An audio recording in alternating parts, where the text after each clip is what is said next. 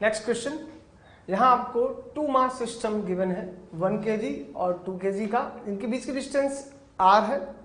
If 1 kg mass displace towards left 8 metre, then by what distance 2 kg mass should be displaced so that, दो part में question है। First part, centre mass remains at same position. Second, centre mass displace 2 metre towards right.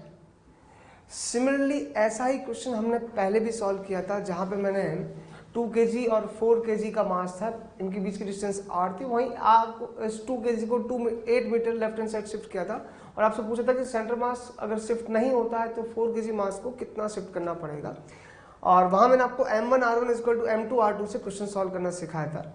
लेकिन अभी हम man Planck system पढ़ चुके हैं, वहां पे हमने एक फॉर्मूला बनाया था कि अगर सेंटर मास शिफ्ट नहीं करता है तो एक कंसेप्ट बताया था आपको मैंने, अगर सेंटर मास शिफ्ट नहीं करे मतलब फर्स्ट केस के अंदर, तब हम m1 delta x1 vector plus m2 delta x2 vector, अगर 2 मास सिस्टम है तो, और ज्यादा मास सिस्टम तो आगे चलता रहेगा, इक्वल टू 0।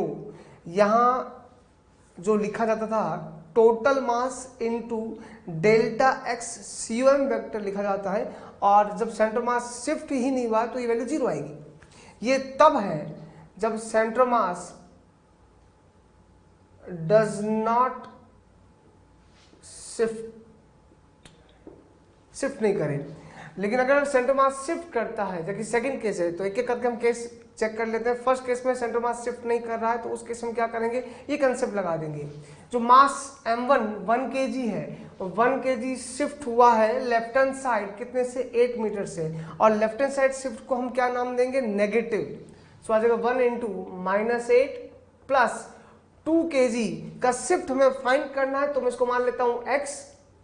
अगर हमारा आंसर x की वैल्यू पॉजिटिव आती है, इसका मतलब 2 kg right hand side shift हुआ है, और अगर x की वैल्यू नेगेटिव आती है, इसका मतलब 2 kg left hand side shift हुआ है। दिस इज इक्वल टू 0, क्योंकि सेंटर मास को हमें शिफ्ट नहीं कराना है। और इसको सॉल्व करेंगे तो 2x = 8, सो x = 4 मीटर। सेकेंड वाले केस में जब सेंटर मास शिफ्ट नहीं हो, सेंटर मास शिफ्ट हो जाता है या सेंटर मास को डिस्प्लेस करना पड़ता है, उस केस के अंदर m1 delta x1 vector plus m2 delta x2 vector equal to total mass into delta x COM vector, ये आ जाएगा।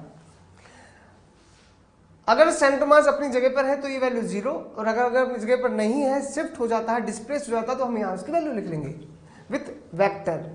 और सेकेंड वाले केस में 1 kg शिफ्ट हुआ है 8 metre left hand side, 1 - 8 plus 2 kg का हमें फाइंड करना है, equal to total mass of system 2 + 1 3 into delta x COM vector.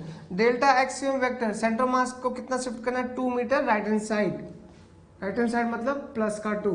अब इसको सॉल्व कर लेते हैं, -8 और ये हो जाएगा 6 14, 2x = 8 + 6 = 14, सो x = 7 मीटर। ये इसका आंसर आ गया।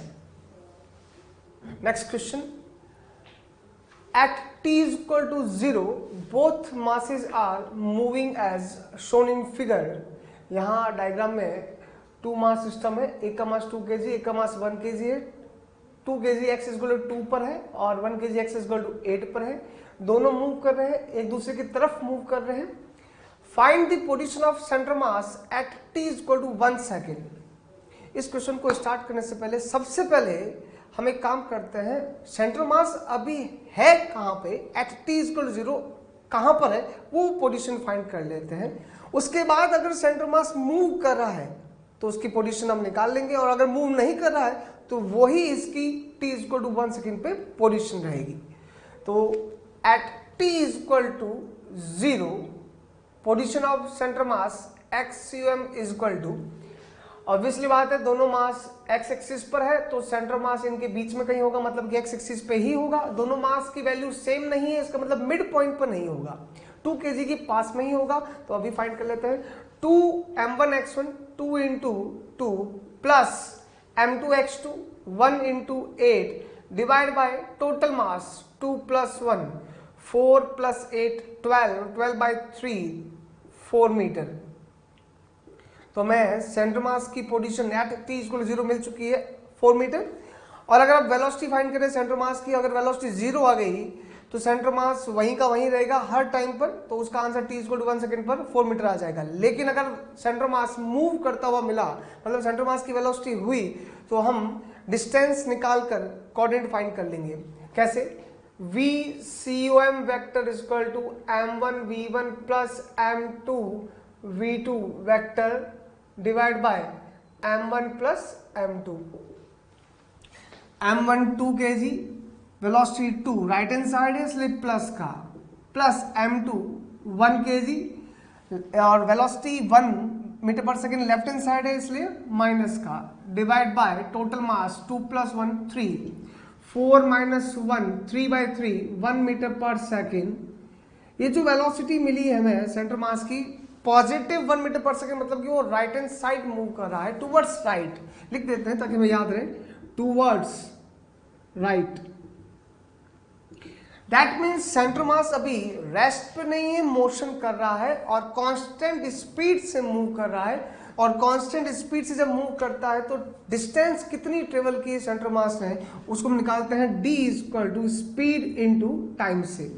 स्पीड इसकी 1 है और टाइम इंटरवल t = 1 सेकेंड, सो आ गया आपके 1 मीटर। मतलब कि 1 सेकेंड में सेंटर मास ने 1 मीटर डिस्टेंस ट्रेवल की है।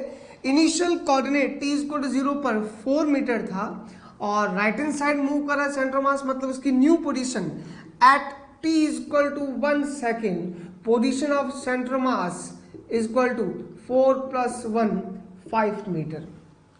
अगर ये 1 metre per second left hand side होता तो इसकी अभी जो पोजीशन होती वो 4 - 1 3 मीटर होता। तो क्वेश्चन के अंदर सॉल्व करते समय हमें दो बातें ध्यान रखनी है कि जो सेंटर मास की वेलोसिटी आ रही है वो पॉजिटिव आ रही है, नेगेटिव आ रही है। पॉजिटिव आ रही है तो 4 के राइट हैंड साइड शिफ्ट होगा और नेगेटिव आ रही है तो 4 के लेफ्ट हैंड साइड शिफ्ट होगा। दूसरी बात इसमें ये ध्यान रखना है कि ये पोजीशन निकालने के बाद में अगर सेंटर मास की वेलोसिटी 0 हो जाती है तो फाइनल पोजीशन 4 मीटर ही रहेगा।